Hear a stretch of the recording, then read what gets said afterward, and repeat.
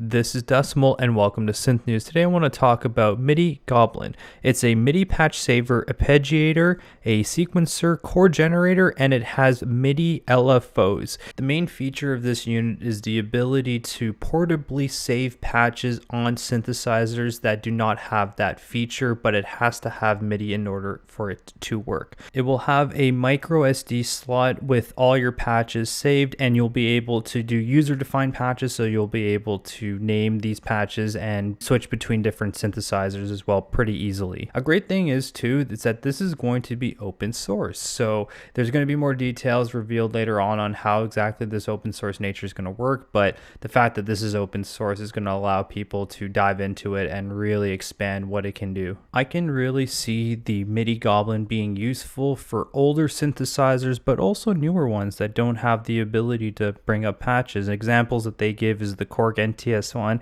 and the vocal keys, also the Yamaha Reface synths as well. When it comes to the arpeggio, the Midi Goblin is going to be able to arpeggiate up to 8 notes. You can adjust the speed and change the modes on the fly. At this moment, the sequencer is going to be 32 steps. You can add, change, edit, remove notes, and change the recording and the playback mode, including the sequence tempo length, and you can save your sequences as well. All this, again, goes to the micro SD card. So if your synth has polyphony, auto chord is super interesting. What you can do is create chords in the major or minor key up to 8 notes in length. It'll be interesting to see this develop over time. Maybe adding some different scales would be interesting to see as well. There is also a mode called ARP Note, and ARP Note is a combination between the arpeggio and the auto chord features. So what the user can do is define a length of an arpeggio, again is up to 8 notes,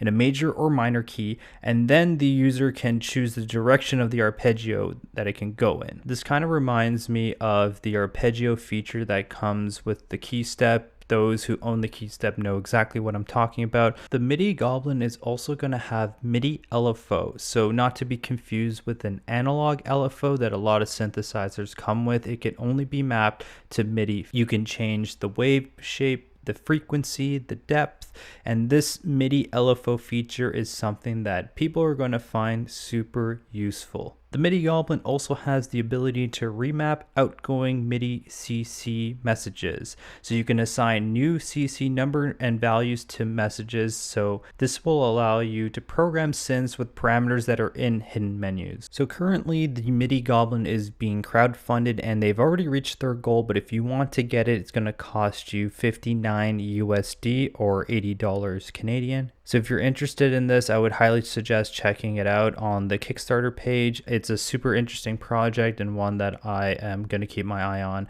What do you guys think of the Midi Goblin? Let me know down in the comments below, and thank you very much for watching. Peace out.